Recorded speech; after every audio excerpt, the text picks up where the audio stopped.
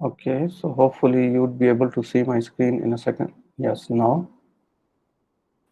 नजर आ रही है स्क्रीन मेरी? Yes, sir. Yes, sir. It's visible. Okay. Okay, so first of all, before starting my lecture, I would say there was a little bit confusion about the cancellation and then rescheduling of the class. So admin ने cancel की थी. Yes, it was done by on my advice. Actually, I got the appointment in the hospital, but then due to some reason, that appointment got cancelled. So I decided that then I can take the class. So most probably अभी appointment reschedule हुई है Friday के लिए, तो Friday को शायद हमारी class most probably नहीं होगी, तो आज वो नहीं हो सके appointment. So then apology for the short notice कि मुझे दोबारा मैसेज करना पड़ा कि class I want to take the class. तो फ्राइडे को hopefully I need to take off from the class. So ये एक पॉइंट था. दूसरा, I think the deadline for the second assignment should be approaching soon now. It should be around the corner. 8th or 9th, I don't know, but you know. And I believe everyone should be working on that. If any of you still have any question to discuss, but it should be kind of generic questions, not very deep level, because this has marks. So I'm still happy to answer your question. And last week we discussed 3 things, I think. One was outlier analysis. Okay. This is very important. We should know this is really an outlier or this is a value, correct value. तो ये हमने discuss किया था, different approaches discuss की थी to detect the outliers. If you remember the example of a person under 20 years and he is getting, I don't know, 200k salary, rather a person around 30 or 30 plus or maybe 40, he is getting the same salary. It's a difference. Semantically there are two different things. First one is definitely outlier. कोई भी in 10 years or under 10 cannot get 200k salaries. ठीक है. And after 40 plus or 30 plus 35 person can, there's a chance if he is a CEO or CTO of the company. तो अब कैसे पता चलेगा? Both are kind of extreme values, not coming in the normal range. तो मैंने आपको बताया था कि outliers को understand करने के लिए we need semantics meaning of the data. Okay. अब सिमेंटिकली हमें पता चला जब हमने उसकी एज को एनालाइज किया कि this is outlier and this is not outlier.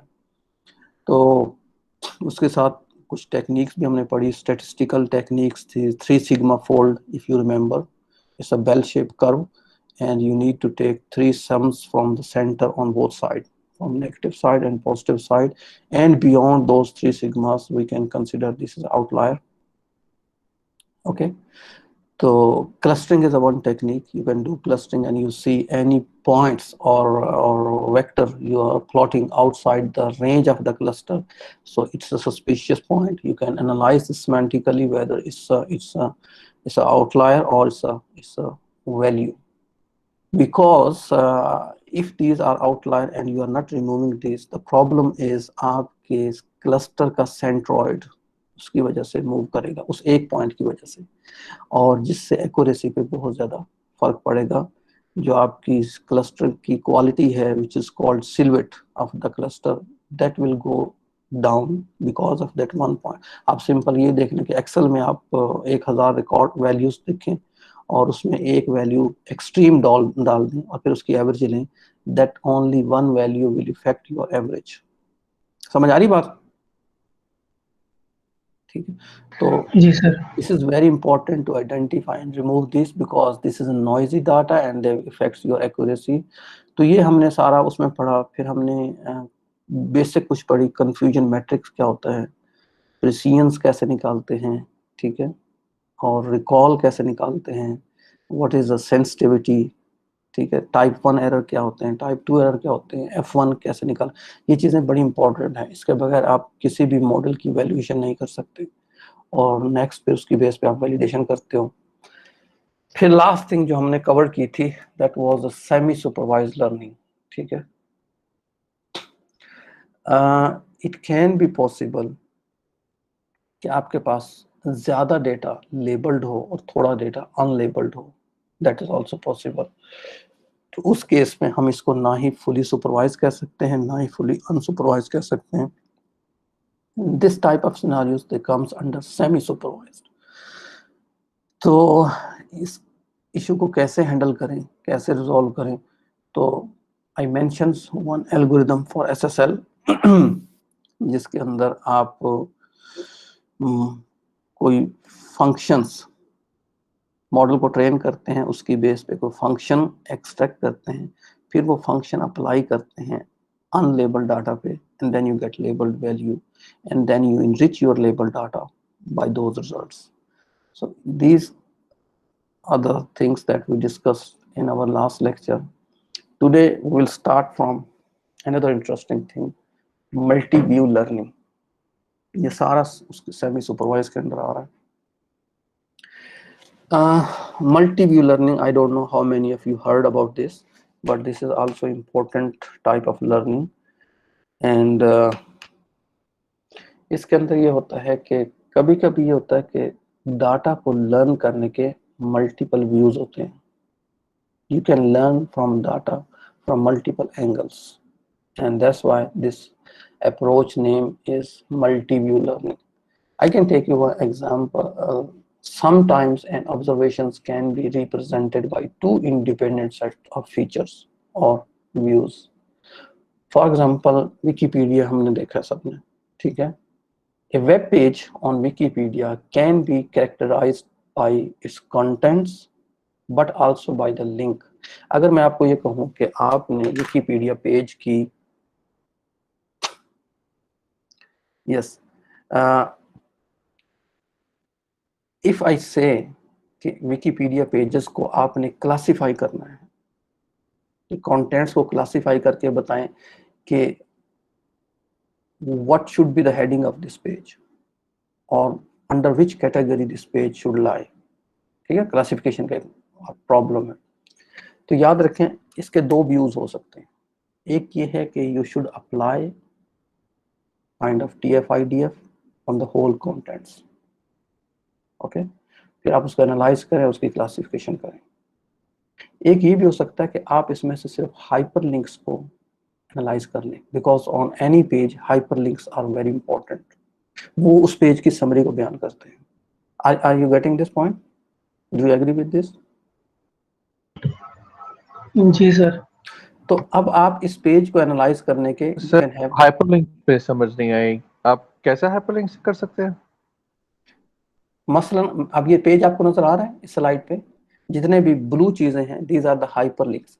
Hyperlink उस पेज का क्रक्स होते हैं। मसलन अगर वो पेज उस पेज पे ज्यादा लिंक्स सपोज मशीन लर्निंग के एल्गोरिथम्स के हैं, तो इट मींस वो पेज मशीन लर्निंग से रिलेटेड होगा। Do you agree with this? Yes sir. आप एक पेज, आप कोई भी डिटेल पढ़ते हैं, ठीक है, उसी में उस पेज में उसी से रिलेटेड आपको हाइपरलिंक मिलते हैं। मसलन आपको आपके पास हाइपरलिंक्स हैं, ये पेज जो है सारा HTML के बारे में, तो इसमें आपको HTML के बहुत सारे पेज मिल रहे हैं। XHTTP है, ठीक है, हाइपर टेक्स्ट ट्रांसफर प्रोटोकॉल है, स्टैटिक वेब पेज है, डायनामिक वेब पेज। ये आपको सारे क्या बता रहे हैं? They all are telling you about web page. तो दिस इज वेरी ट्रू कि rather you analyze the whole page. If you can just pick the hyperlink and you analyze those, you will know this page is about what. और दूसरी approach ये है कि आप उसके text को word to vec apply करके, doc to vec apply करके, ठीक है, उसको एनालाइज करें, still you will get colour classifications. तो ये इस पेज के दो व्यू हैं टू क्लासिफाई इट, और you can run two classifiers based on two views. So this view, Umar आपको क्लियर हुआ ये पॉइंट कि नहीं? Yes sir. This view redundance can be used for semi supervised learning. तो ये जो व्यू की redundancy है, मल्टी व्यूज हैं, they can be used for semi supervised learning. Okay. So if you see, conventional algorithms concatenate all. Excuse me, Yes. sir. What about spammy links that What about? are used to incorporate in the text? What about? Sir spammy links के बारे में आप क्या कहेंगे जिनका मकसद ही SEO होता है जस्ट स्पैमी लिंक्स और क्या कह रहे हैं, मुझे समझ नहीं आपकी टर्म। जी जी जी सर वही लिंक्स जो नहीं, स्पैमिंग के SEO is पर्पसेस के लिए different thing. स्पैम लिंक्स आपको, आप कह रहे हैं कि वेब पेज पे स्पैम लिंक्स होंगे।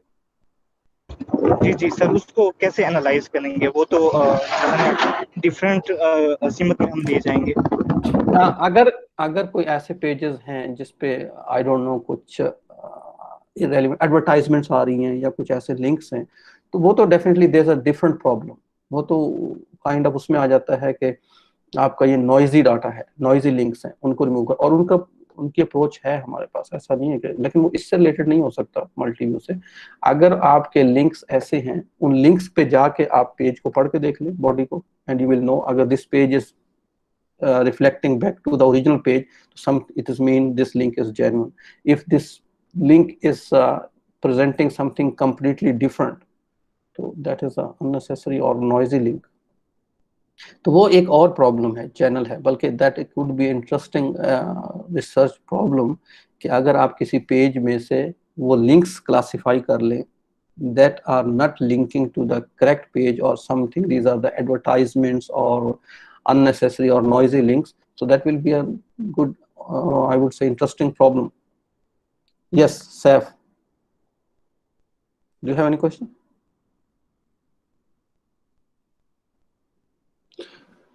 Okay, conventional algorithms concatenate all views.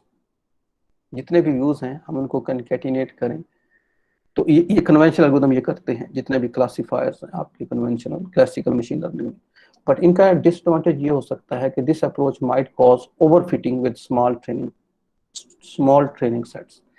अगर आपको कंटेंट्स और लिंक्स जो हैं, अब क्योंकि इसमें ओवरफिटिंग कहाँ पर आ रही है, ओवरफिटिंग ये हो सकती है जब आपने लिंक्स को कंटेंट्स को एनालाइज किया है, तो कंटेंट्स में हाइपर लिंक भी शामिल है, दो कि उनकी प्रायोरिटी सबकी इक्वल है, यूनिफॉर्म है, बट कंटेंट एनालाइजर उन लिंक्स को भी एज ए कंटेंट्स लेगा ना, तो एक तो वहां चले गए, दूसरा आपने कंटेंट्स को अलग भी एनालाइज किया और फिर उन दो मॉडल्स को मर्ज कर दिया, तो ये जो कंटेंट वाला सॉरी लिंक्स वाला पार्ट है, इट कैन बी ओवरफिटिंग, कि मॉडल को आपने दो दफा सेम इस पे ट्रेन किया।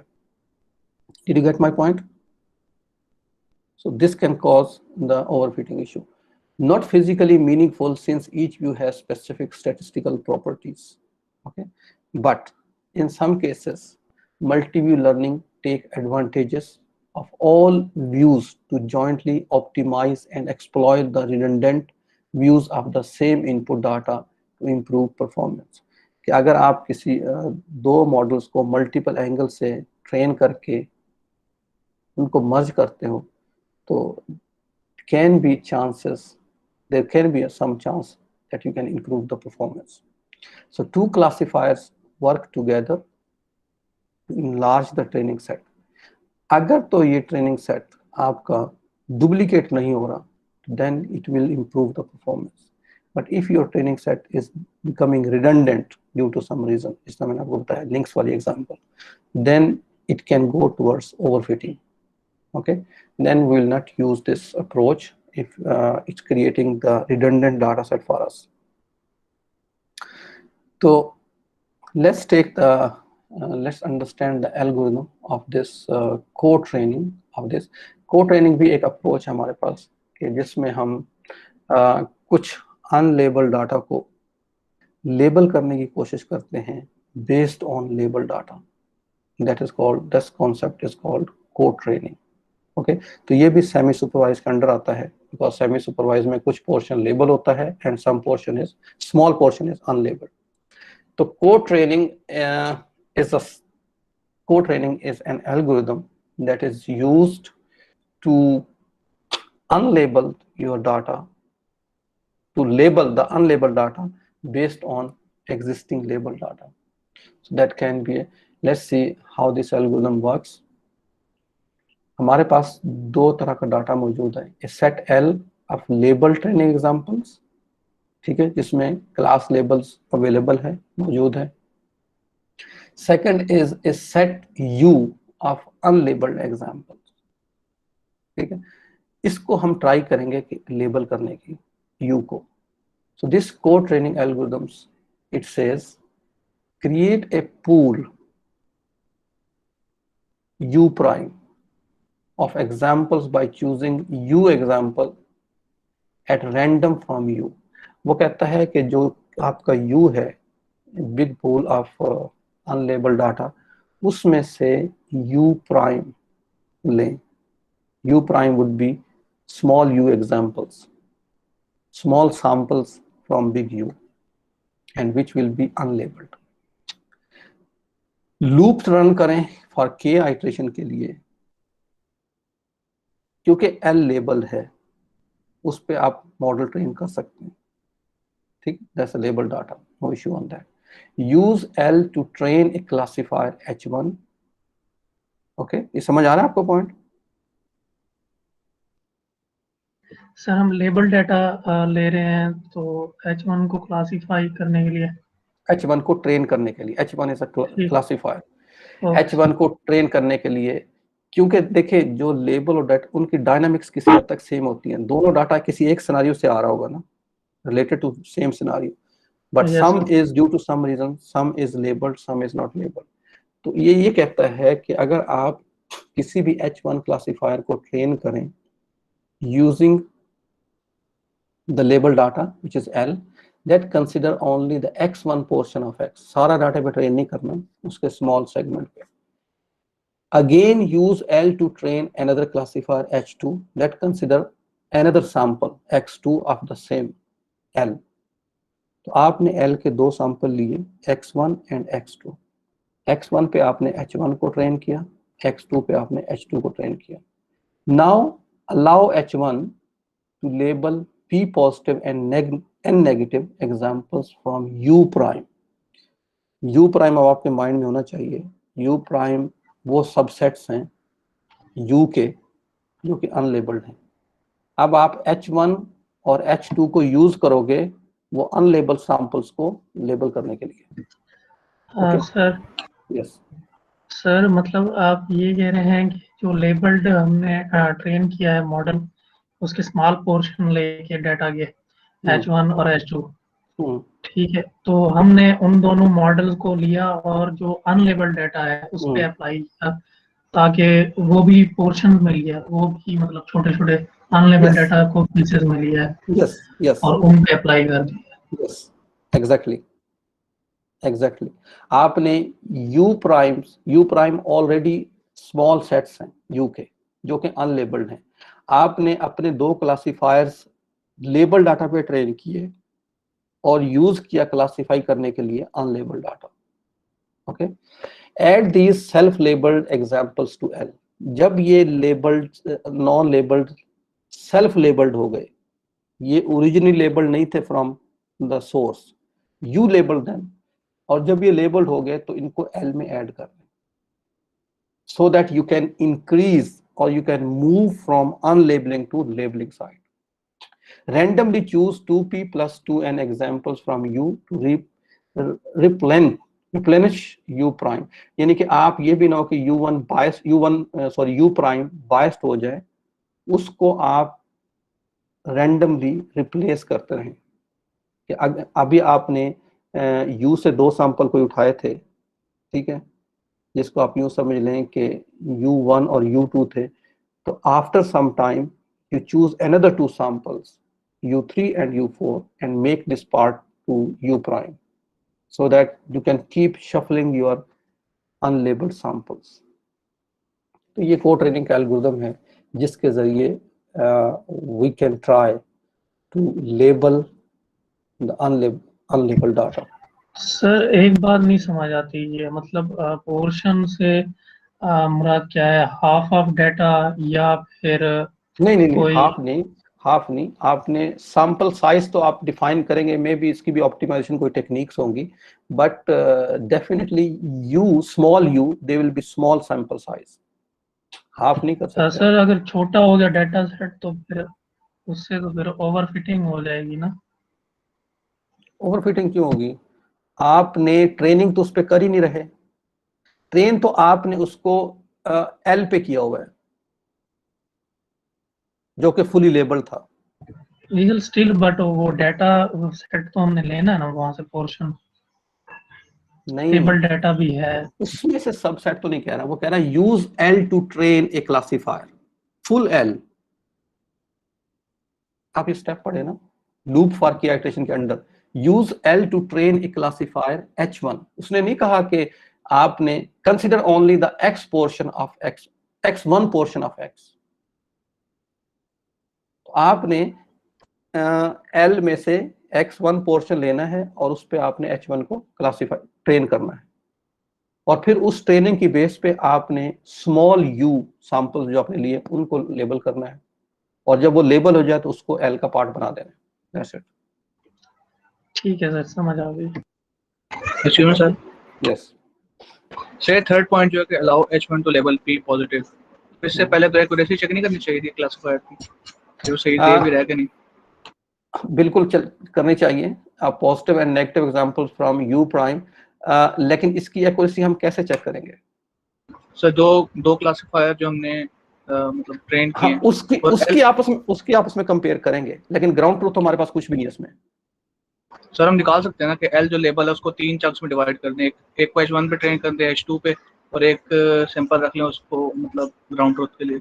नहीं, आप बात नहीं समझे, वो तो हम इसमें एल को थोड़ी, एल की यानी कि जो आप कह रहे हैं कि एल की अपनी एक्यूरेसी, वो तो डेफिनेटली आपने चेक की होगी। When you train this on capital L, तो उसकी तो अपनी एक्यूरेसी टेस्टिंग हुई है, तभी तो आपने उसको समझा है कि ये this is a good classifier based on L. अगर तो आप उसकी बात कर रहे हैं, वो तो आपने चेक करना ही करना है डेफिनेटली, ठीक है सर एल उसमें तो क्लासिफायर तो नहीं है, तो आई गेस लेबल डेटा है। नहीं, एल का आपके पास लेबल डेटा है। H1 जो आपने क्लासिफायर ट्रेन किया है एल डाटा पे, उसको तो आपने टेस्ट किया है, ठीक है, इससे पहले।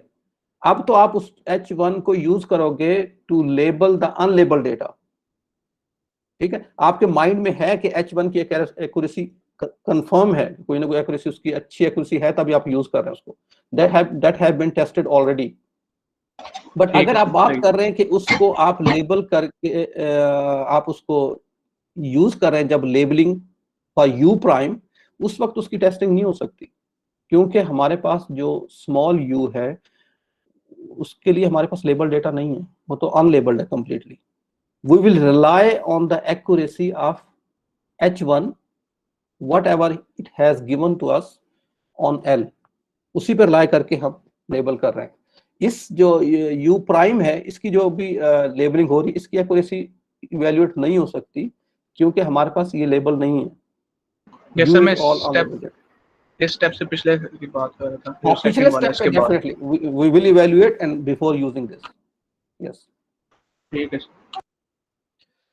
So co-training algorithms, there are some assumptions and there are some mechanisms how to combine the results.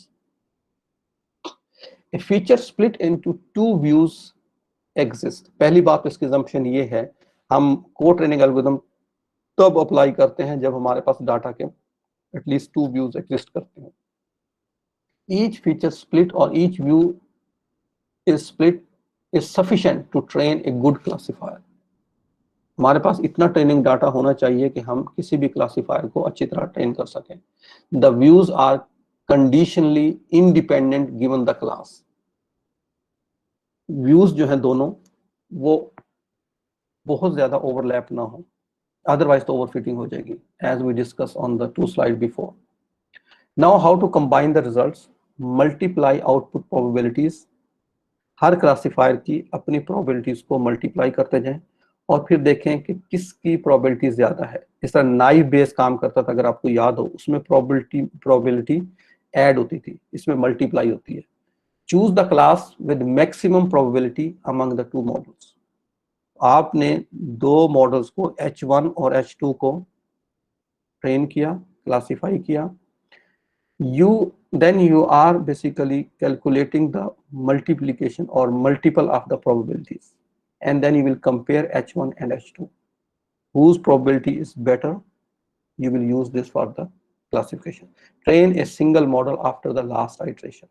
जिसकी probability ज़्यादा होगी उसको आप यूज करोगे as a for final classifier. ये कुछ मटेरियल है सेमी सुपरवाइज लर्निंग में और मल्टी व्यू लर्निंग में.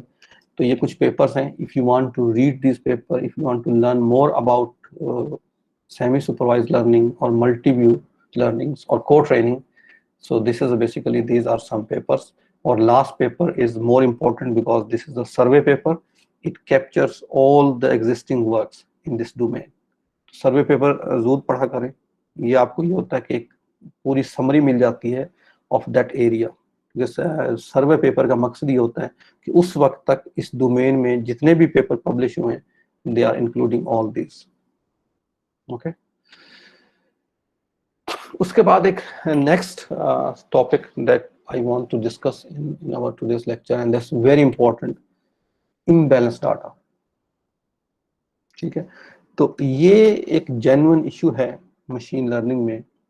बहुत सारी डोमेन्स में आपको डाटा मिलता है, but this data is imbalance due to some reason. मैं आपको एग्जांपल दे सकता हूँ. लेट्स सपोज आप डाटा कलेक्ट कर रहे हैं, ठीक है, मेडिकल का, मेडिकल डायग्नोस्टिक का डाटा है. अब अगर आप उसमें डाटा सेट की रेशियो निकालें कि कितने पेशेंट्स को एनालाइज किया गया और उसकी बेस पे कितने पेशेंट्स को कैंसर डायग्नोज हो, तो if we see the person who got cancer diagnosed, their ratio will be very small as compared to the all number of patients. बात समझ आ रही है चीज? तो ये रेशियो एक बहुत स्मॉल है. अब if I use this whole medical data to train my model, this data will be considered imbalance, क्योंकि इसमें बहुत सारा डेटा है, but very few records that are cancer diagnosed, that are related to cancer diagnosed patient. तो इस तरह के डेटा को हम कहते हैं इम्बैलेंस डेटा.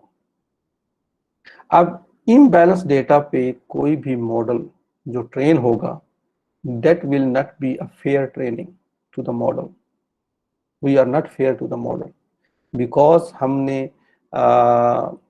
एक क्लास लेबल्स से रिलेटेड बहुत ज्यादा डेटा उसको शो किया है मॉडल को, और दूसरी क्लास से हम से रिलेटेड हमने बहुत ही स्मॉल डेटा शो किया है.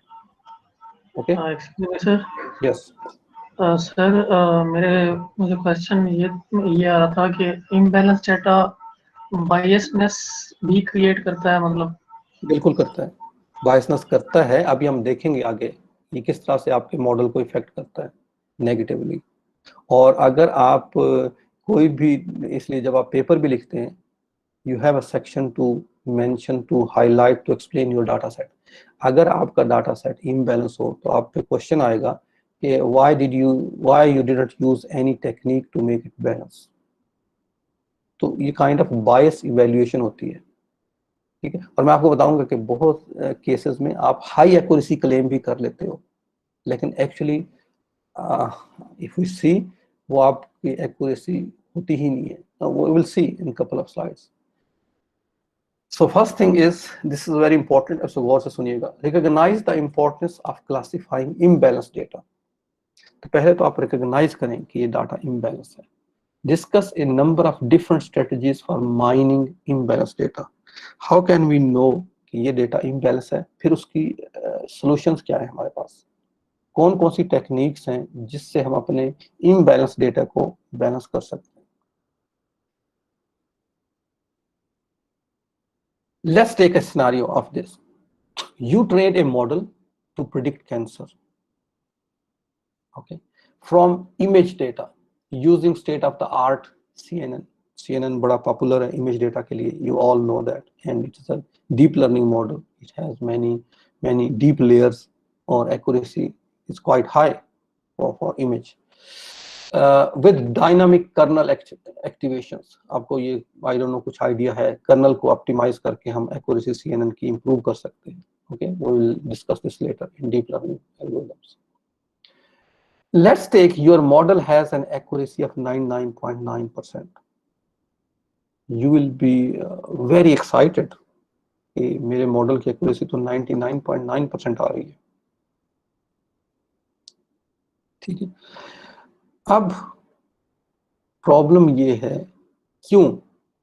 मीन आप कैंसर्स, जिसका मैंने आपको एग्जांपल दी, कैंसर्स के केसेस आपके डाटा सेट में हैं ही बहुत कम, जिससे आपका मॉडल कैंसर वाले फीचर्स पे फुली ट्रेंड ही नहीं हुआ। आपका मॉडल क्योंकि 99% अगर नॉर्मल पेशेंट्स हैं तो आपका मॉडल तो ज्यादा नॉर्मल पेशेंट पे ट्रेंड हुआ है। ठीक है, तो और जब आप टेस्ट कर रहे हैं तब भी आप ज्यादा तो नॉर्मल आएगा, वही डाटा सेट लोगे ना आप। मसला आपने जो डाटा सेट का पूल है, आपने 80% ट्रेनिंग के लिए यूज किया, 20% ये किया, अब 20% में सोचें फर्दर कैंसर से रिलेटेड कितने होंगे? Very little, very small. तो यू आर हैप्पी कि मेरा मॉडल 99.9% एक्यूरेसी दे रहा है, but imagine by looking at the confusion matrix, इसलिए मैंने आपको वो पढ़ाया भी था, यू रियलाइज अब कंफ्यूजन मैट्रिक्स इसमें कैसे प्रॉब्लम को सॉल्व करेगा, मुझे बताएं। सर ये जो हम टेस्ट सेट यूज करेंगे वहां से हमें बता देगा कि कौन से false positive, false negative, true positive, true negative classify हुए हैं सारे। यस, अब इसमें ये है कि आपके डाटा सेट को, अब मैं आपको थोड़ा एक्सप्लेन कर रहा हूं, सुनिएगा बड़े गौर से।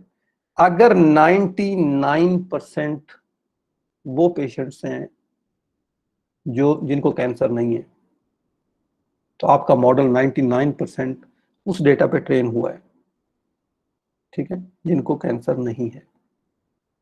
1% ऐसे हैं जिनको कैंसर है, तो it is not enough to train model. पहली बात ये है, जब आपने टेस्ट किया तो तब भी वही डाटा, उसको उसी तरह का डाटा दिखाया होगा, तो 99% आपके मॉडल ने ट्रू नेगेटिव प्रिडिक्ट किया होगा। ठीक है, मीन कैंसर नहीं था और आपके मॉडल ने भी दिखाया कैंसर नहीं है। This is called true negative. तो इसी क्लास को predict only if we consider this class true negative, इसी ट्रू नेगेटिव को प्रिडिक्ट करने की एक्यूरेसी कितनी चली गई? 99%। ऐसे ही है। Yes sir. खुश होऊंगा कि मेरा मॉडल 99% प्रिडिक्ट, क्योंकि प्रेसिजन के अंदर ट्रू पॉजिटिव और ट्रू नेगेटिव दोनों का सम होता है। Do you remember? जी सर। अब क्योंकि आपने दोनों का सम लिया हुआ है, तो उसमें जो ट्रू पॉजिटिव का फैक्टर है वो बहुत ही 1% डेटा था।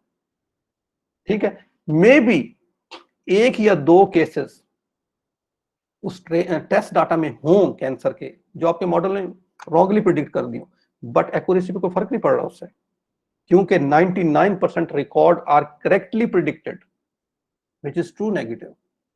तो ये प्रॉब्लम है। नाउ यू कैन इमेजिन कि अगर उसमें 5 पेशेंट कैंसर के थे, ठीक है, आपका मॉडल उनको 5 को आइडेंटिफाई नहीं कर पाया, लेकिन एक्यूरेसी 99% है अभी भी, तो कैन वी सी एक्चुअली तो मॉडल फ्लॉप हो चुका है। ये आई वुड से 0% एक्यूरेसी है, क्योंकि 5 कैंसर के पेशेंट थे, उनमें से कोई एक भी आइडेंटिफाई नहीं हुआ, लेकिन अगर ओवरऑल एक्यूरेसी को देखें तो अभी भी 99% है। Do you agree with this? जी सर बिल्कुल। तो ये है सारा कमाल इम्बैलेंस डाटा का। Now you can realize how this imbalanced data set can be dangerous because आपका मॉडल उस पर ट्रेन नहीं हुआ, और उसको अगर वो क्लासिफाई ना भी करे, still your accuracy is very high. Okay, so this is the, once you analyze कि यार इसमें 5 केसेस कैंसर के थे and my model didn't predict any of these, how come accuracy is 99%? Then you will come to know that this is actually happening because of imbalanced data. ये है वो ये case. After plotting your, अब आपने data को plot करिए, अब हमने देखा यार ये मसला क्या हो रहा है। एक्यूरेसी, मॉडल आपकी एक्यूरेसी दे रहा है 99%, और जब हम केसेस को देखते हैं तो एक भी कैंसर केस प्रेडिक्ट नहीं हुआ। तो व्हाट्स हैपनिंग एक्चुअली? तो उसका आसान तरीका ये कि आप अपने डाटा सेट को प्लॉट करोगे। You will plot it in the form of distribution. तो जब आपने प्लॉट किया तो आपको पता चला भाईजान ये सारा तो नेगेटिव केसेस ही हैं, इसमें नॉर्मल पेशेंट्स हैं, only we have few patients who has cancer. तो अगर हम ये डाटा ट्रेन के लिए यूज करेंगे तो मॉडल तो definitely it will be biased. This is not a fair training. ये है issue imbalancing of data. Is it clear to everyone? Yes sir. Sir एक क्वेश्चन था जी। सर, हम जब प्रिडिक्शन के लिए कोई डेटा सेट यूज कर रहे हैं तो क्या उसमें भी कुछ मतलब परसेंटेज होनी चाहिए कि ट्रेनिंग सेट का इतना होना चाहिए अच्छी प्रिडिक्शन के लिए? हम देखें नॉर्मल 80-20 रूल फॉलो करते हैं सर एक तो वैलिडेशन सेट हो गया ना, वो तो हमारे ट्रेनिंग सेट में से ही होगा। तो जो अनलेबल्ड है उसकी मैं बात कर रहा हूँ। अनलेबल्ड डेटा में जो आपका टेस्ट है, देखें टेस्ट आपने पहले एक है टेस्टिंग आपने खुद करनी है, जो उसमें तो आप लेबल्ड होगा, आपने डेलिबरेटली लेबल हटाया होगा, आपने उसकी बात कर रहे हैं तो वो 20% हम करते हैं सर डेटा। अगर आप रियल इन्वायरमेंट में आप उसकी टेस्टिंग कर रही हैं वो तो सारा टेस्ट डेटा है, उसमें तो अब ट्रेनिंग नहीं है। यस सर, मैं टेस्ट डेटा की बात कर रहा हूँ। वो तो कंप्लीटली सारा, अब आपने डिप्लॉय कर दिया एल्गोरिथम, अब तो सारा टेस्ट है उसके लिए। लेकिन आपने ये टेस्ट डिप्लॉय करने से पहले ये देखना है ना कि मैंने मॉडल को जो ट्रेन किया वो ठीक किया कि नहीं किया। अब उसमें अगर आप ये इम्बैलेंसिंग डेटा को एनालाइज नहीं कर रहे तो आप तो बड़ी खुशी से उसको डिप्लॉय कर सकते हैं, करेंगे कि यार मेरे मॉडल की एक्यूरेसी तो बहुत हाई चली गई है, और वो वैलिडेट भी करेगा 99%। अभी पिछले केस में अगर आप इसको वैलिडेट करें तो 99% वैलिडेशन होगी, ट्रू है, क्योंकि 99% जो प्रेडिक्शन उसने की है वो नॉर्मल पेशेंट्स की है, और वो ठीक थे, नॉर्मल ही थे। वो जो केसेस वो प्रेडिक्ट नहीं कर पाया वो ट्रू पॉजिटिव वाले केसेस हैं, जिनको कैंसर था, उनमें से उसने एक को भी नहीं किया। उससे मॉडल की एक्यूरेसी पे कोई इतना फर्क नहीं पड़ा। लेट्स सपोज 5000 रिकॉर्ड उसने क्लासिफाई किए हैं नॉर्मल पेशेंट्स के, 5 रिकॉर्ड उसने गलत क्लासिफाई किए हैं कैंसर के, तो क्या फर्क पड़ेगा एक्यूरेसी पे? नथिंग। लेकिन अगर आप नेचर ऑफ प्रॉब्लम देखें, वो 5 ही इंपॉर्टेंट था आपके लिए। क्लियर? Yes sir. तो ये असल किस्सा है। अब उसमें फिर आप अगर आप ये देखोगे जी सर, जिस तरह अभी भाई सवाल कर रहे थे, तो उसके अंदर मतलब आपने ये बताया कि जो टेस्ट डेटा और जो मतलब जिसके ऊपर हम डिप्लॉय करेंगे मॉडल, वो तो होली सारा ही टेस्ट डेटा होगा, ठीक है सर। तो अगर वो भी अनबैलेंस्ड है तो वो भी कोई इफेक्ट कर सकता है मॉडल पर? बिल्कुल करेगा ना, बिल्कुल करेगा। देखें अगर वो अगर तो वैसे टू बी ऑनेस्ट, अगर आपने पहले से उसको बैलेंस करके फिर मॉडल को ट्रेन किया तो फिर उसका इफेक्ट नहीं होगा इतना। अगर आपने ये टेक्निक यूज की डाटा को बैलेंस करने की और फिर आपने बैलेंस डाटा पे मॉडल को ट्रेन किया, तो देन मोस्ट चांसेस के वो पिक कर लेगा उन केसेस को, क्योंकि मैं आपको अभी दिखाऊंगा वो, ठीक है, कमिंग स्लाइड्स पे। लेकिन अगर training set is most important, training set is most, अगर 2 केसेस हैं, अगर आपने रियल डिप्लॉयमेंट के बाद जो टेस्टिंग हो रही है उस टेस्टिंग को ट्रेनिंग का पार्ट भी बनाते जा रहे हैं, फिर वो इफेक्ट करेगा, देन यू आर राइट। कुछ केसेस ऐसे भी होते हैं कि हम कहते हैं कि यार हम क्लासिफाई भी कर रहे हैं और ये डाटा फ्यूचर के लिए ट्रेनिंग का पार्ट भी बनता जाए, तो उस केस में क्योंकि अब तो आप डाटा को बैलेंस नहीं कर रहे, तो एक वक्त आएगा वो दोबारा डोमिनेंट हो जाएगा मॉडल पे। तो ऐसे केसेस में जहां डाटा रियलिटी में और ट्रू, इसमें कोई प्रॉब्लम ना हो, वो इम्बैलेंस ही हो, तो उस केस में हम उसको कभी भी दोबारा ट्रेनिंग का पार्ट नहीं बनाते। अब ये डाटा में कोई टेम्परिंग नहीं है, हमने जानबूझ के कैंसर के केसेस कम नहीं किए, डाटा ओरिजिनल है ही यही, नेचर उसकी है, ठीक है। लेकिन model is not a human, उसको तो नहीं पता कि यार ये कैंसर बीमारी है और ये होते ही कम है, और ये उसको तो नहीं पता। उसको तो ये देखना कि मैंने कितने रिकॉर्ड देखे हैं, उनमें से कितने इस क्लास से रिलेटेड थे, कितने इस क्लास से रिलेटेड थे, दैट्स इट। जी कुमार, समझ आइए आपको?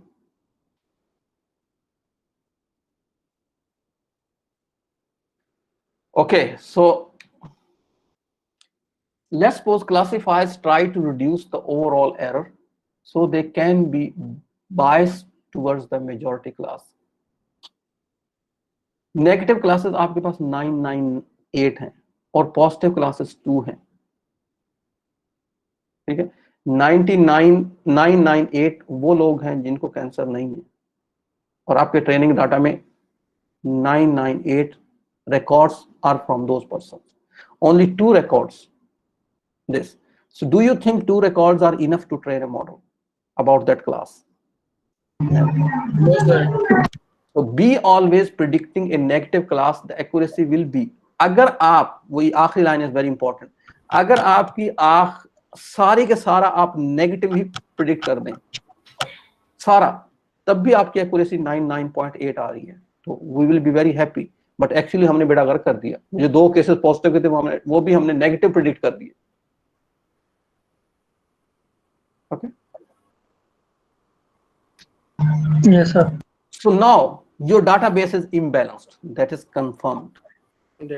What is the solution? What should we do? ये है असल किस्सा, हम इसको कैसे बैलेंस करें, उसकी कुछ टेक्निक्स हैं, we will learn those now. What can we do? पहला है, yes सर, ये इम्बैलेंस डेटा को हम रिलेट कर सकते हैं नॉइजी डेटा से? इम्बैलेंस डेटा को नॉइजी डेटा के साथ हम रिलेट कर सकते हैं? देखिए, नॉइजी डेटा कुछ और होता है, इम्बैलेंस डेटा कुछ और होता है। इम्बैलेंस में तो आपके पास लेबल नहीं है ना, नॉइजी तो ये है लेबल है या नॉन लेबल है, लेकिन जब हम उसको प्लॉट करते हैं वो जाता ही आउट ऑफ द रेंज है, that is a noisy. Sure sir. तो दोनों में फर्क है। कलेक्ट, अब इसकी जो टेक्निक्स हैं वो ये हैं, कलेक्ट मोर डेटा, तो कुछ डेटा और कलेक्ट करके देखें ताकि हम अपने जो हमारे लो क्लास लेबल्स हैं, in the example of cancers which are true positive, वो कुछ बढ़ जाएं। लेकिन सारी डोमेन में ये पॉसिबल नहीं है कि you can generate more data, ठीक है। अब ये कैंसर की डोमेन है, आपने इसमें फेक डेटा तो नहीं बना सकते, सिंथेटिक डेटा नहीं बना सकते, आपको हॉस्पिटल से लेना है। इट डिपेंड्स कि कैंसर के कितने केसेस डायग्नोज हो रहे हैं, ज्यादा हो रहे हैं तो चलो आपकी वो डाटा कुछ आपको मिल जाएगा, अगर नहीं हो रहे तो डेफिनेटली वी कांट वेट। तो this is a restriction of the domain that we can not add more data. दूसरी टेक्निक है delete data from the majority class, कि मेजॉरिटी क्लास जो थी, जो कि थी ट्रू नेगेटिव की क्लास थी, ये वाली क्लास 998, इसके कुछ सैंपल निकाल दें डाटा को, डाटा में से, ताकि ये डोमिनेंट ना रहे। ये भी एक टेक्निक है। अच्छा, कुछ है create synthetic data for minority class, जिस तरह इसमें 2 है, इससे ट्राई करें कुछ सिंथेटिक सैंपल्स जनरेट करने के, ताकि इस क्लास में कुछ और पॉइंट्स आ जाए, कुछ और डाटा ऐड हो जाए। Are you getting this? Yes sir. ठीक है। Next is adapt your learning algorithm cost sensitive classifications, और फिर अपने मॉडल्स को अडॉप्ट करें इसके ऊपर। तो ये जो 2 टेक्निक्स ऊपर उससे बताई गई है ना, delete data from the majority class, create data for the minority class, इसी के नाम है random over sampling and random under sampling. Have you listen about these 2 techniques? Yes sir. For imbalance data. ये वो टेक्निक्स है जो हम use करते हैं नॉर्मली। एक और टेक्निक्स भी है which is more intelligent, that will discuss in couple of minutes. तो रैंडम ओवर सैम्पलिंग क्या है? Randomly duplicates data points for the minority class. आपने डाटा पॉइंट्स को लेना है, सिंथेटिकली उनको जनरेट करना है। तो वो क्या होगा कि आपके पास जहां भी मिनॉरिटी पॉइंट्स हैं, मसलन लेट्स सपोज ये आपको ग्राफ नजर आ रहा है, इसके अंदर ये मिनॉरिटी है, ब्लू वाले, ये मिनॉरिटी है, ठीक है, ये जितने भी ब्लू है ये मिनॉरिटी है, ग्रीन वाले मेजॉरिटी में। ओवर सैम्पलिंग ये कहती है कि आप इन ब्लू को और डुप्लीकेट पॉइंट रैंडमली, आपने इसको पकड़ा, इसका डुप्लीकेट जनरेट किया, एक और पॉइंट ऐड हो गया यहाँ पर, रैंडमली इसको पिक किया, इसका डुप्लीकेट जनरेट कर दिया, एक और पॉइंट हो गया यहाँ पर, ठीक है, इसको कहते हैं random over sampling. Random under sampling कहते हैं कि आप ग्रीन वाली क्लास में को रैंडमली पकड़ें पॉइंट्स को और डिलीट करते जाएं, ठीक है, लोकेशंस पिक करें रैंडमली और पॉइंट को डिलीट कर दें। कोई ये हैं दो टेक्निक्स जो हम यूज करते हैं नॉर्मली। तो इससे ये होगा कि अगर आप रैंडम ओवर सैम्पलिंग कर रहे हैं तो ये जो ब्लू वाली ये है, ये बढ़ के शायद हो सकता है यहाँ तक आ जाए, सॉरी हम मेक एक्यूरेट, मे बी ये ग्राफ अप होके यहाँ तक आ जाए। और अगर रैंडम अंडर सैम्पलिंग कर रहे हैं तो मे बी ये डाटा सेट यहाँ तक रह जाए, ये खत्म हो जाए, ये वाला ऊपर वाला ये, ठीक है। ये टेक्निक कोई मुझे बताएगा इन दोनों के ड्रॉबैक्स क्या हो सकते हैं? What can be the drawbacks for random oversampling and what can be the drawbacks for random undersampling? Excuse me sir. Ji sir हमें जो मेजॉरिटी में हम अगर ड्रॉप करेंगे या डिलीट करेंगे तो हमें ये कैसे पता चलेगा कि ये सेम क्लास के सारे वो है डेटा पॉइंट्स हैं? उसमें तो हम फिक्स ही, जब हम डिलीट करेंगे हम लेंगे सिर्फ उसी क्लास के रैंडम ना, दूसरी क्लास को तो हम कंसिडर नहीं करेंगे, तो वो सारे ग्रीन के ही आएंगे। ठीक है सर। दूसरी क्लास में तो हम नहीं लेंगे नहीं उस वक्त, हम सिर्फ उसी की ग्रीन पॉइंट्स की पोजीशंस में से रैंडमली चूज करेंगे, तो ब्लू वाला आ ही नहीं सकता उसमें। ठीक है सर, थैंक यू। कोई बताएगा इनके ड्रॉबैक्स?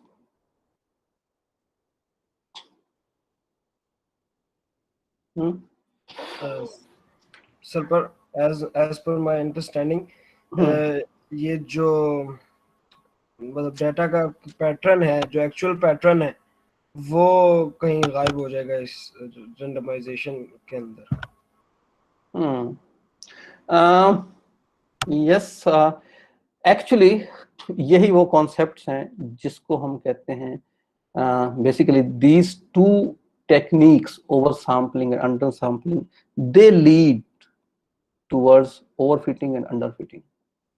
यही पॉइंट्स हैं जिसकी वजह से हम कहते हैं कि मॉडल ओवरफिट हो गया, मॉडल अंडरफिट हो गया। ओवरफिटिंग कब होगी? जब आप ओवर सैम्पलिंग करेंगे, क्योंकि इसमें प्रॉब्लम टेक्निक में ये है, ठीक है आपने रैंडमली, ये बड़े गौर से सुनिएगा सब, रैंडमली आपने ब्लू पॉइंट को तो पिक कर लिया है लोकेशन वाइज, लेकिन जब आपने उसका डुप्लीकेट जनरेट किया तो वो वही प्लॉट होगा ना उसी जगह पे दोबारा फिर, क्योंकि आपने उसमें कोई चेंजिंग तो नहीं किया, आपने उसका डुप्लीकेट जनरेट किया, तो वो प्लॉट कहाँ होगा? वहीं पर ही पॉइंट बनेगा एक और।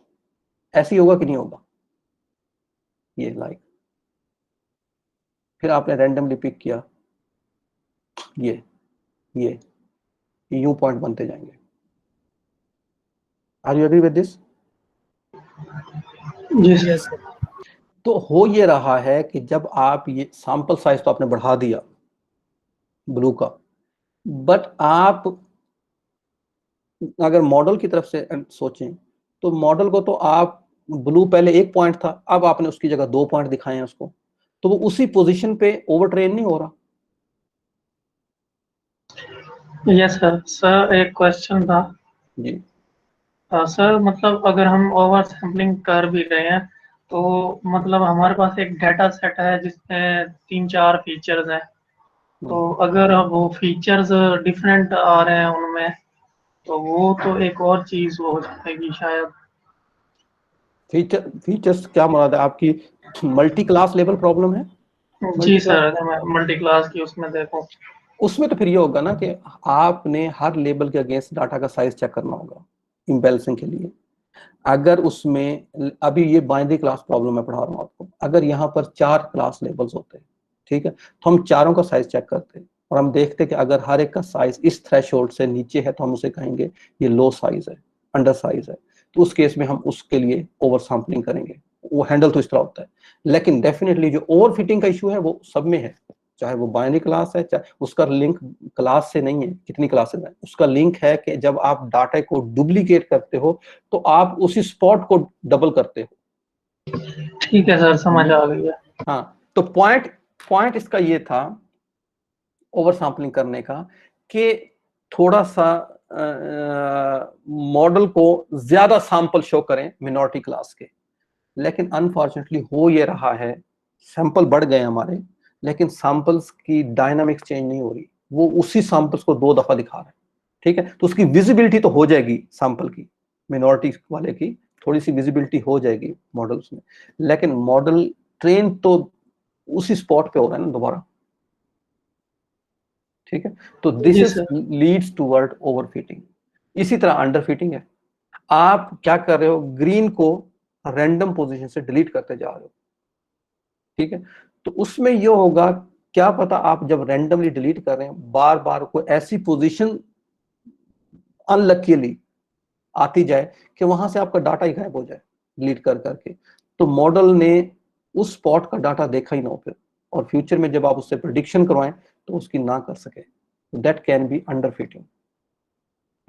मे भी सर एक फिर आउटलायर्स वगैरह भी ज्यादा हो जाएंगे डिलीट होने से। ये भी हो सकता है, हाँ, आउटलायर की रीजन ये हो सकती है, देखें रैंडम की भी एक प्रोबेबिलिटी होती है ना, बेशक रैंडम होता है। ठीक है, जहां पर ज्यादा क्लस्टर है, डेंस है, रैंडम की भी प्रोबेबिलिटी वहीं से ज्यादा आएगी ना एलिमेंट को डिलीट करने की। एग्री करते हैं आप इससे? Yes sir. तो वो जो डेंस पोर्शन है, लेट्स सपोज अगर हम ये लें, ये डेंस पोर्शन, इसी में से ज्यादा बार बार रैंडम आएंगे डिलीट करने के लिए। तो जब आपने डेंस जो कि क्लस्टर की इंटेंसिटी थी, एक स्ट्रेंथ थी, वो आपने डिलीट कर करके खत्म कर दी है, तो अब आपको आउटलायर और डेंसिटी में कोई फर्क नजर नहीं आएगा, वो सारे यूनिफॉर्म नजर आएंगे। एग्री?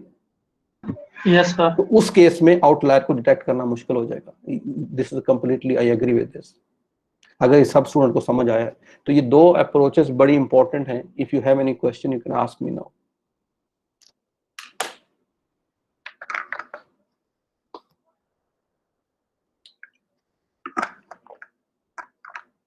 सर ये अंडर सैम्पलिंग की डिसएडवांटेज जो है, अंडर सैम्पलिंग के मैंने डिसएडवांटेज ये बताए हैं कि लेट्स सपोज आपने बहुत ज्यादा अंडर सैम्पलिंग की है, तो अंडर सैम्पलिंग टेक्निक्स ये है जो कि मैंने पहले एक्सप्लेन भी किया आपको, कि आप एक, ये आपका टोटल एरिया है जो कि मेजॉरिटी क्लास से रिलेटेड है। आप क्या करोगे, इन पॉइंट्स को रैंडमली पिक करेंगे, कोई भी रैंडम एल्गोरिथम, आप जावा का रैंडम फंक्शन लगा दें, आप वो पिक करेंगे और उनको डिलीट करते जाएंगे। ठीक है, तो जब आप डिलीट करते जा रहे हैं तो basically may be this is a possibility कि आप इस पोजीशन, इस लोकेशन से सारे पॉइंट डिलीट कर बैठे, तो मॉडल ने तो फिर इस लोकेशन को ट्रेन नहीं, मॉडल ने तो इस लोकेशन को नहीं देखा, तो you did not train your model on this. अगर कोई फ्यूचर में इस लोकेशन से इस तरह इस डायनामिक्स का कोई पॉइंट टेस्टिंग के वक्त आपने प्रोवाइड किया, तो model would not be able to classify it, क्योंकि आपने उसको ट्रेन ही नहीं किया उस जगह पे। तो और डेफिनेटली इसमें क्या होगा, रैंडम भी उन वैल्यू से रिलेटेड ज्यादा वैल्यू आएंगी, प्रोबेबिलिटी उनकी ज्यादा है जहां पर डेंसिटी ज्यादा है, जहां पर आपका पॉइंट्स डेंस हैं, वहीं से ज्यादा चांसेस है रिमूव होने के। तो जब आप वहां से ज्यादा एलिमेंट्स रिमूव कर देंगे तो अब आपकी डेंसिटी तो खत्म हो गई, स्ट्रेंथ तो खत्म हो गई, आपके जो स्कैटर्ड पॉइंट्स थे आउटसाइड दिस रीजन, वो और इस पोर्शन के पॉइंट, नंबर ऑफ पॉइंट्स तकरीबन इक्वल हो गए। ठीक है, तो इस केस में अगर इसको मैं क्लस्टर समझू तो सेंट्रॉइड क्या होगा, और आउटलायर और एक्चुअल पॉइंट्स में फर्क क्या रहेगा, या स्ट्रेंथ, स्ट्रॉन्ग पॉइंट और वीक पॉइंट में क्या फर्क होगा, that will be difficult to identify. Sir automatically data points के दरमियान डिस्टेंस बढ़ जाएगा, जी बढ़ जाएगा, डिलीट हो जाएगा, तो वही बात है कि स्ट्रेंथ कम हो जाएगी ना। तो ओके, ये दोनों के ड्रॉबैक हैं, ओवर सैम्पलिंग के और अंडर सैम्पलिंग के। नो डाउट हम किसी हद तक इंप्रूव करती हैं परफॉर्मेंस, उसकी रीजन ये है कि लेट्स सपोज कैंसर के 2 सैंपल थे, चाहे उनकी 2 ही पेशेंट के थे, अब मैंने उन्हीं को डुप्लीकेट कर करके मैं उनको 100 तक ले गया हूँ, एटलीस्ट कुछ विजिबिलिटी तो आई है डाटा में। ठीक है, हाँ ये जरूर है कि अब अगर कैंसर का ही कोई थोड़ा सा डिफरेंट पेशेंट आ गया तो मॉडल उसको नहीं करेगा, क्योंकि मॉडल सिर्फ 2 पे ही बार बार 100% डायनामिक उसने आपको ही दी है। मसलन मैं आपको ये कहता हूँ, अगर कोई पेशेंट कैंसर की, ये जो 2 पॉइंट्स थे, ये वाले, मैं कहता हूँ कि ये 2 पॉइंट्स इस तरह से रिलेटेड हैं, एक कैंसर की स्टेज 2 पे है एक पेशेंट, और एक कैंसर की स्टेज 3 पे है, ठीक है। अब आपने जब ओवर सैंपलिंग की तो 2 और 3 के ही बार बार पॉइंट जनरेट किए ना, 2 3 2 3 2 3 2 3, मॉडल इन्हीं 2 3 पे बार बार ट्रेन होता रहा। फ्यूचर में अगर कोई कैंसर स्टेज 4 का पेशेंट आया, मॉडल उसको प्रेडिक्ट नहीं करेगा, क्लासीफाई नहीं करेगा, क्योंकि जो पेशेंट स्टेज 4 के डायनामिक्स हैं वो 2 और 3 से डिफरेंट है, तो मॉडल के लिए एक नई चीज बन गई है। तो ये ड्रॉबैक है ओवर सैंपलिंग का। Did you get this? Yes sir, मैं भी सर ये मतलब इसको एज अ दो पॉइंट्स हैं, पॉजिटिव केसेस हैं, वो उनको आउटलायर समझ के ही और डिटेक्ट ही ना करे। अगर आपने इन 2 पॉइंट्स को सैंपल बढ़ाया, इनका बार बार वो किया है, तो शायद आउटलायर तो डिटेक्ट ना करे। आउटलायर तो इस केस में कर सकता है वो, क्योंकि 998 उसने नेगेटिव केसेस देखे हैं, ओनली 2 उसने ये देखे हैं, तो वो उसके उसमें आ सकता है, ठीक है। बेसिकली आउटलायर तो देखिए इसमें नहीं होगा, अगर आपने इसको लेबल डाटा ना आपको, फिर तो वो क्लासीफाई करेगा। हाँ, अलबत्ता ये जरूर है कि जो पॉजिटिव 2 केसेस हैं वो भी रॉन्गली क्लासीफाई करेगा, नेगेटिव की कैटेगरी में क्लासीफाई कर जाएगा, ये हो सकता है। अगर आपने पॉजिटिव को 2 से 100 कर दिया, लेकिन असल बात ये नहीं है, बात तो ये है कि अगर ये 2 पेशेंट ये कैंसर स्टेज 2 और स्टेज 3 के हैं, तो आपने स्टेज 2 3 2 3 2 3 को ही रेप्लिकेट किया ना, कैंसर स्टेज 4 तो इसमें शामिल नहीं है। तो अगर कोई फ्यूचर में पेशेंट स्टेज 4 का आएगा या स्टेज 5 का आएगा, तो वो तो मॉडल के लिए नया होगा तकरीबन, उसको तो इसमें नहीं समझ सकता। This is a drawback actually. तो ये 2 इनके ड्रॉबैक्स हैं। अब थोड़ी सी एक इंटेलिजेंट अप्रोच भी है हमारे पास, that now we prefer to use to make our data balance rather than these 2, over sampling and under sampling. So इनके प्रॉब्लम्स मैंने आपको बता दिए हैं। Less of information in the case of under sampling, overfitting and fixed boundary over sampling, this is the issue of overfitting। तो इनको solve करने के लिए हमारे पास एक नया आइडिया है which is called SMOT। कितनों ने सुना ये SMOT, ये word? Have you heard this before? No sir। This is called synthetic minority oversampling technique, and the abbreviation for this is SMOT, synthetic minority over sampling technique. ये author है जिसने ये present की थी, चावला। ये कहता है कि बजाय इसके कि आप बिल्कुल सिंपल ओवर सैंपलिंग और अंडर सैंपलिंग करें, ऐसा ना करें, बल्कि we can inject some intelligence in this in order to minimise the risk of overfitting, जो कि ओवर सैंपलिंग में था, ठीक है। और बाय द वे ये इसमें ओवर सैंपलिंग के लिए ये है टेक्निक, अंडर सैंपलिंग के लिए नहीं है।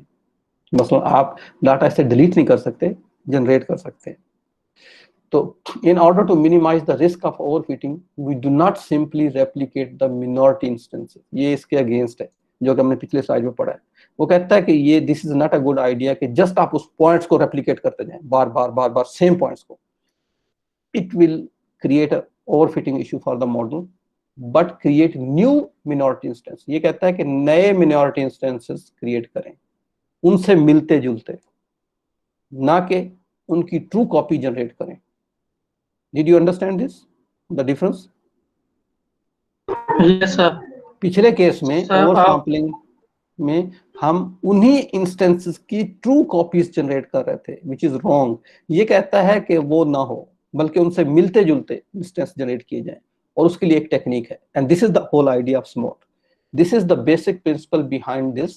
Creates new data points from the minority classes but not the true copies of the existing data points, operate in the feature space। हाँ, ये मेक श्योर करें कि जो नए डाटा पॉइंट्स हैं वो उसी फीचर स्पेस में रहें, ना कि वो मेजॉरिटी क्लास में चले जाएं। क्योंकि अगर आपने जो जनरेट कर रहे हैं वो मेजॉरिटी क्लास में लाई करते रहे, फिर तो आपने मेजॉरिटी क्लास का डाटा आप ओवर सैंपलिंग कर रहे हैं, जबकि हमने मिनॉरिटी का करना है। Is it clear? जी सर। अच्छा, अब ये है कि स्मोट काम कैसे करता है। This is very important and interesting. इसके जो मेन स्टेप है वो दो हैं। ये कहता है कि पहली बात तो मिनॉरिटी क्लास पे फोकस है, only minority class, no focus on majority, इसलिए अंडर सैम्पलिंग नहीं कर सकता, ये ओवर सैम्पलिंग ही करता है हमेशा। टेक द ये कहता है कि मिनॉरिटी क्लास में जाएं, take the difference between a sample point and one of its nearest neighbour.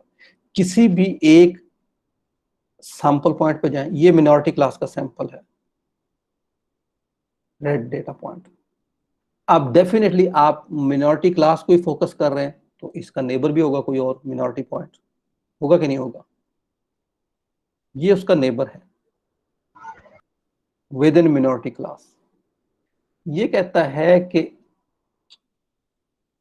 इसका डिस्टेंस लें, जो भी सैंपल पॉइंट से नियरेस्ट नेबर का डिस्टेंस है। Why we are choosing nearest neighbor? क्योंकि नियरेस्ट नेबर की ही कैरेक्टरिस्टिक्स इससे मिलती जुलती हो सकती हैं। एग्री और नॉट? Yes sir, agree. तो उसका डिस्टेंस लें, ये है पहला step. Multiply the difference bye a random number. उस डिस्टेंस को ना नॉर्मलाइज करने के लिए कोई भी रैंडम वैल्यू जनरेट करें 0 से 1 तक के दरमियान, जो कि पॉइंट में आएगी। जब हम पॉइंट्स से उसको मल्टीप्लाई करेंगे तो नॉर्मलाइज हो जाएगा ओवरऑल। तो उस डिस्टेंस को मल्टीप्लाई करें any random value between 0 and 1 और उसको प्लॉट कर दें, जो भी नई पोजीशन आती है, तो 100% वो पोजीशन यहां से यहां के दरमियान आएगी। एग्री और नॉट? Yes sir. ठीक है, तो उसको जो भी नई पोजीशन आती है वहां पर प्लॉट कर दें, जैसे ये पोजीशन आई है। अब ये आपका नया मिनॉरिटी इंस्टेंस है और ये ट्रू कॉपी भी नहीं है।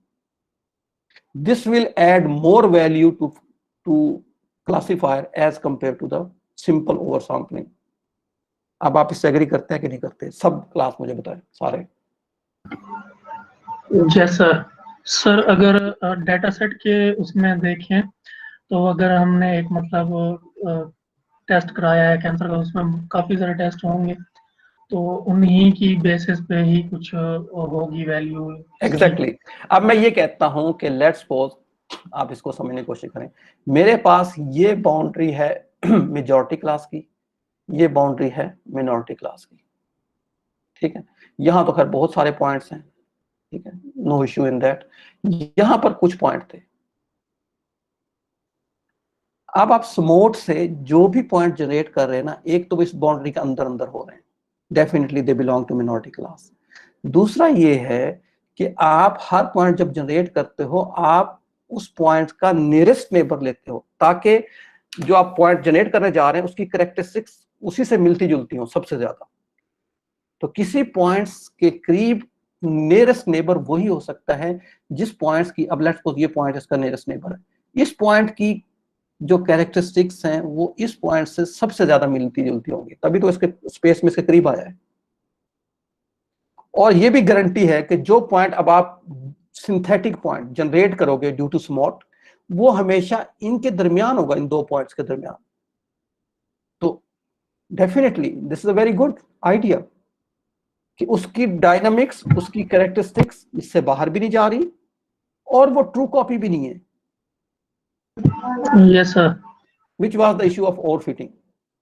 इसीलिए स्मॉट सबसे हिट गया है, क्योंकि ये बड़ी इंटेलिजेंट अप्रोच है, भी बड़ी सिंपल सी। देखें आपके सामने कोई इसमें कोई डिफिकल्ट, कोई कॉम्प्लेक्स चीज भी नहीं है, बहुत ही सिंपल है।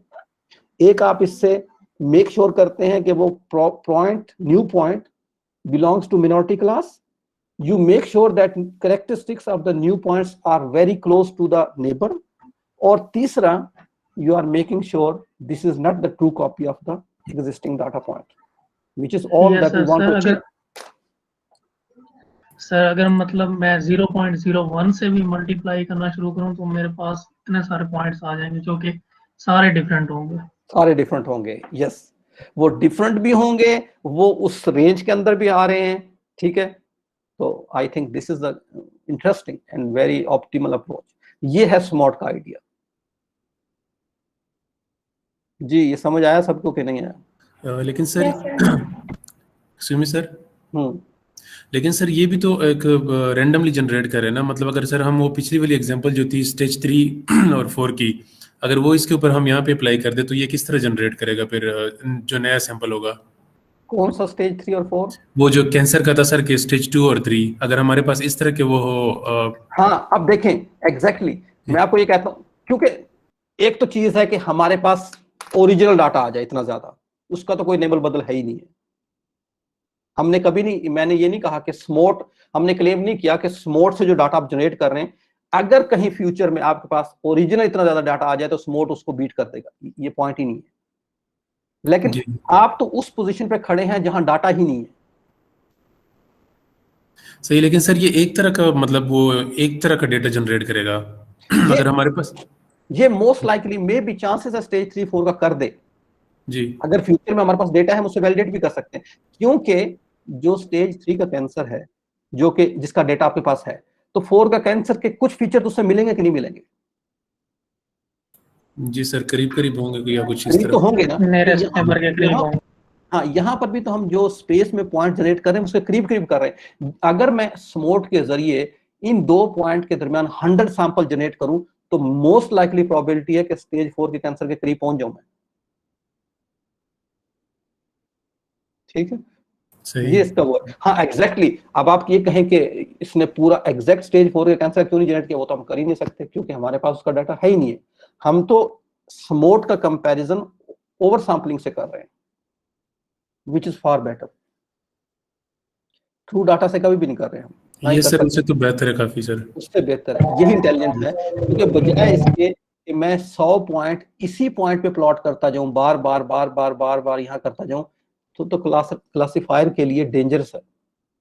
Rather than it add any value, it is a dangerous. अगर वो 100 पॉइंट्स मैं यहाँ प्लॉट करूं, यहाँ प्लॉट करूं, यहाँ प्लॉट करूं, यहाँ प्लॉट करूं, यहाँ, I think this is far better. और इसके अंदर सबसे ब्यूटी अच्छी ये है कि ये जो उसने पॉइंट लिखा है ना, नियरेस्ट नेबर, ये बड़ा अच्छा पॉइंट है कि आप डिस्टेंस हर पॉइंट का नहीं, जो उसके करीब तरीन है, ताकि जो कैरेक्टरिस्टिक्स हैं वो सेम रहे। यही वो उसके पीछे लॉजिक है। फिर उसके और दूसरा मजे की बात ये भी है कि लेट्स सपोज ये दो पॉइंट नेबर हैं आपस में, ठीक है, ये स्मोट इस चीज की गारंटी देता है कि जो नया पॉइंट होगा वो नेबर से बाहर नहीं जाएगा, नेबर के अंदर आएगा, यहां आएगा, यहां नहीं जाएगा। Not possible. एग्री और नॉट? Yes sir. नेबर से पीछे आएगा, नेबर और ओरिजिनल पॉइंट के दरमियान आएगा, नेबर से आगे नहीं जा सकता। तो इस चीज की श्योरिटी है कि जो नया पॉइंट आप प्लॉट करेंगे वो कैंसर से रिलेटेड ही होगा, मस्ट है, क्योंकि आपने नियरेस्ट नेबर लिया है और ये उससे पहले प्लॉट कर रहे हैं आप in the space. This is the beauty of this smote. Okay, ये एक और एग्जांपल है। अगर आप स्पेस का डाटा लें, इसकी मैंने थोड़ी सी इसकी एनिमेशन की थी। ये आपके दो मिनॉरिटी सैंपल्स हैं, ये भी ये मिनॉरिटी सैंपल है और ये मिनॉरिटी सैंपल है। ये आपने स्मोट से प्लॉट किया है। अब देखें ये उन दो के अंदर प्लॉट हुआ है, ठीक है। यहां पर फिर दो नियरेस्ट नेबर लिए, इनके दरमियान रैंडम यहां आया, यहां प्लॉट हो गया, ठीक है। यहां लिए, यहां प्लॉट हो गया, और ये ग्रीन वाले हैं ये मेजॉरिटी है, ये तो है ही उसमें बहुत ज्यादा है, ठीक है। तो आपने 3 सैंपल जनरेट करके मैंने आपको दिखाए, तीनों डिफरेंट पोजीशन पे तो आए ना, और सैंपलिंग तो नहीं हो रही at least. This is the idea of whole SMOTE. We generate synthetic data points, but we are making sure our synthetic data points will still capture or preserve the characteristics of two neighbor points. Okay, that is small. तो जो लोग अब अपनी reports में ऐसे data points पे या ऐसे डाटा पे काम कर रहे हैं, वेयर यू कैन सी, और आई वुड रिकमेंड कि आप किसी तरह का भी डाटा सेट हो उसको प्लॉट जरूर करके देखें। हमेशा डाटा सेट को प्लॉट किया करें, तब आपको पता चल जाएगा कि हर क्लास से के अगेंस्ट कितना डाटा है। अगर एक क्लास लेबल्स के अगेंस्ट डाटा ही नहीं है तो पहले तो आप इम्बैलेंस का इशू सॉल्व करें। और आई वुड से कि स्मॉट यूज करें, उसको बैलेंस करें, फिर प्लॉट करके देखें कि अब कितना आपने डाटा इंक्रीज किया है मिनॉरिटी क्लास का. इफ यू सी कि there is a sufficient sample size for both classes, then start applying the model. Okay.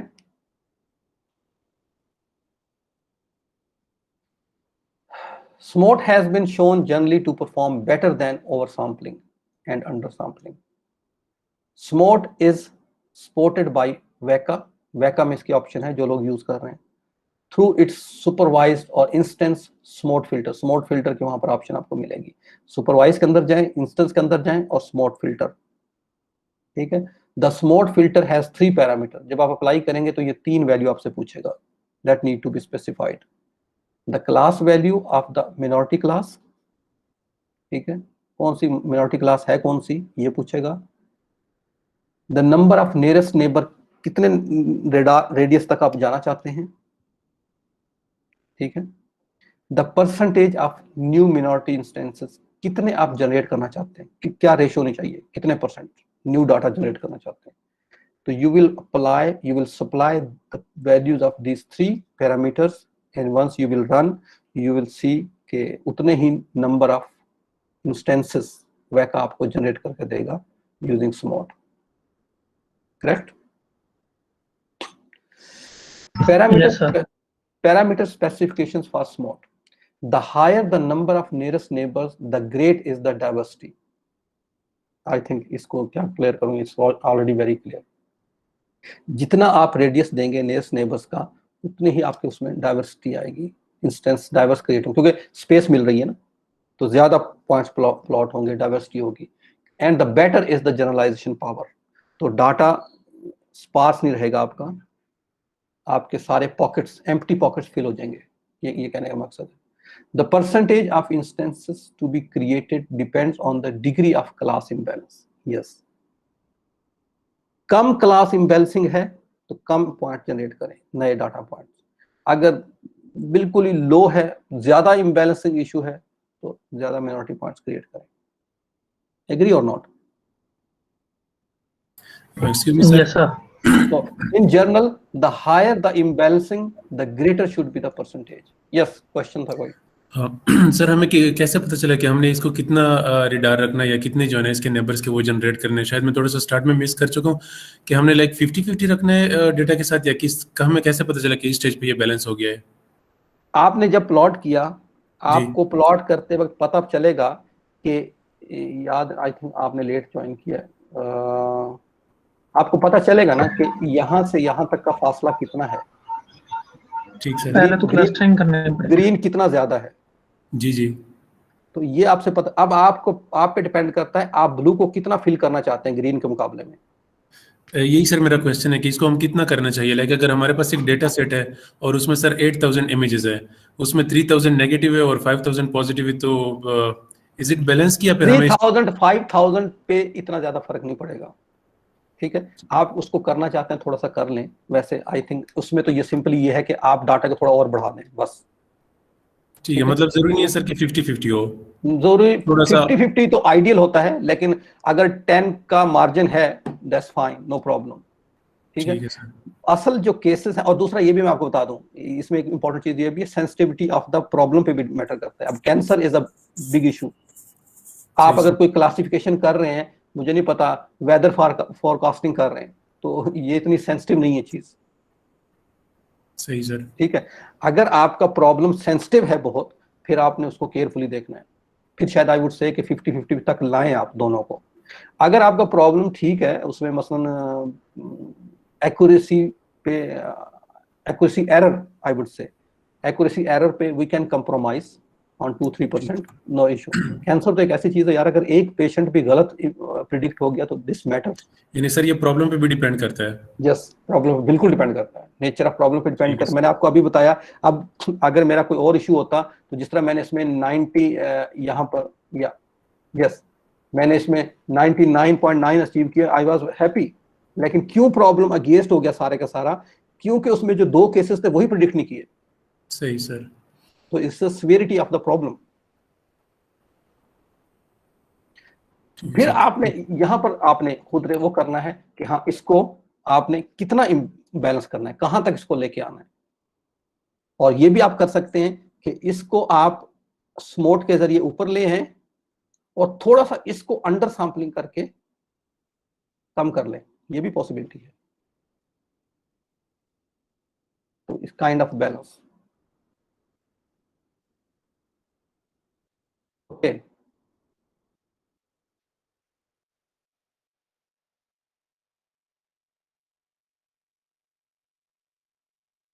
Yes, ये मैंने आपको बताया था, the percentage of instances to be created depends on the degree of class imbalance. जितनी ज्यादा आपकी class imbalance है उतने ज्यादा पॉइंट्स आपको क्लियर करने पड़ेंगे। There are no magic values for these two parameters. कोई ऐसा फार्मूला नहीं है कि जो आप डालें और बस वो हो जाए, ह्यूरिस्टिक्स हैं इसके पीछे। The best combination should be obtain through experimentation. हाँ, एक्सपेरिमेंट कर करके देखें। अगर आपका मॉडल इस पोजीशन पे आ गया है कि कोई भी फॉल्स पॉजिटिव नहीं कर रहा, ठीक है, तो बस समझो आपने डाटा सेट सही कर लिया है। ठीक है, मतलब आपने यही कैंसर का डेटा है, आपने डेटा को इनरिच किया थ्रू स्मोट और अब आपने टेस्टिंग की। आपको तो पता है ना इसमें 5 केसेस कैंसर वाले हैं। अगर आपका वो 5 के 5 ट्रू पॉजिटिव पिक कर लेता है आपका मॉडल, बस आपने सही बैलेंस कर लिया है। That is the criteria. Agree? Yes sir.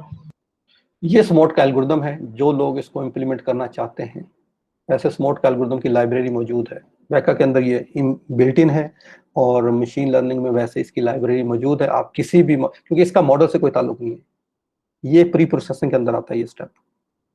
आप जब डाटा की प्री प्रोसेसिंग करते हैं, नॉइज रिमूव करने के बाद बैलेंसिंग डाटा की चेक होती है, डाटा बैलेंस है कि नहीं है, उस वक्त आपने ये रन करना है। इसके बाद आपको ये आउटपुट जनरेट करके भी डाटा ही देगा, वो डाटा फिर क्लासीफायर को एज ए इनपुट सप्लाई होगा। तो मैं इसकी डिटेल में इसलिए नहीं जाना चाहता क्योंकि इसके अंदर जो मेजर स्टेप है वो मैं आपको सिंपली बता चुका हूँ, डायग्राम के जरिए समझा भी चुका हूँ। So that is the whole crux. ये अलबत्ता टेक्निकल है, अगर आपको कोई लाइब्रेरी मिले और आप उसको समझना चाहते हैं तो वो लाइब्रेरी में ये स्टेप्स इंप्लीमेंटेड होंगे। ओके, ठीक है सर, थैंक यू। ये इसके टूल्स हैं। पाइथन के अंदर ये यहाँ पर ये पड़ा हुआ है, इस लिंक पे अगर आप जाएंगे तो आपको इसका वो मिल जाएगा और इसकी लाइब्रेरी कोड मिल जाएगा। वैका के बारे में पढ़ना चाहते हैं तो ये लिंक है। ठीक है, कैसे काम करता है उन्होंने स्नैपशॉट लगा लगा के आपको बताया हुआ है कि कैसे आप स्मोट अप्लाई कर सकते हैं वैका के अंदर। तो जो स्टूडेंट्स और जो ग्रुप्स ऐसे उस पर काम कर रहे हैं, अब मैं आपको ये कहूंगा कि एक तो आपको इससे समझ भी आ जाएगी। आई वुड से कि every group should apply and do the analysis of imbalancing data, imbalance है कि नहीं है। बैलेंस है तो बहुत अच्छा है, नहीं है तो स्मोट अप्लाई करें, इससे आपको लर्निंग भी हो जाएगी स्मोट की and you will know how to balance the imbalance data. Okay, ये इसका सपोर्टिंग मटेरियल है जी। ये वो पेपर है चावला जिसने स्मोट को इंट्रोड्यूस किया था एंड आई वुड से कि कमाल का काम किया है। सिंपल का सिंपल है और इट इज वेरी इंपॉर्टेंट और यूजफुल। तो ये बाद में कुछ इसकी इंप्रूवमेंट हुई हैं, कुछ आपको ये मैंने लाइब्रेरी से पहले लिंक्स दे दिए हैं, तो आप इनको देख सकते हैं, इन पेपर्स को पढ़ सकते हैं if you want to know more about balancing data और स्मॉट। ठीक है जी, तो ये हमने पढ़ा है आज। आउटलायर एनालिसिस किया है, semi supervise learning, multi view learning और इम्बैलेंसिंग डाटा। तो नेक्स्ट फ्राइडे को शायद लेक्चर ना हो, नेक्स्ट क्लास में we will going to discuss the meta learning. Okay, that's very important.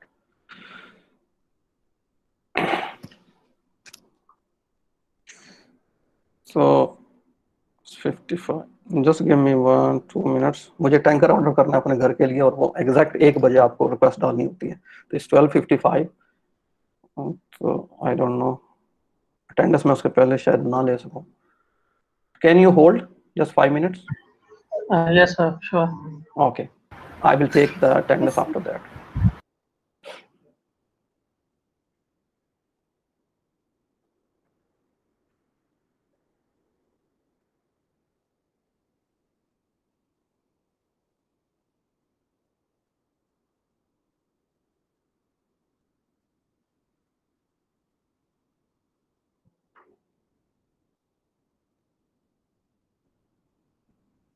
Meanwhile आप इसको देख लें, स्लाइड इसकी वजह से अपलोडेड है पिछले लेक्चर के साथ ही, तो अगर किसी को कोई क्वेश्चन है you can keep ready and I would be happy to answer after that.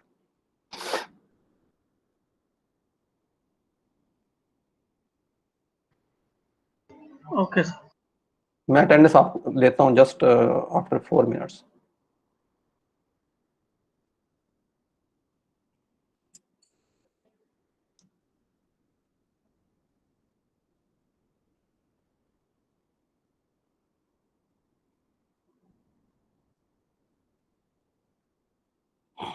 ठीक है समी, you can leave. I remember I can mark it.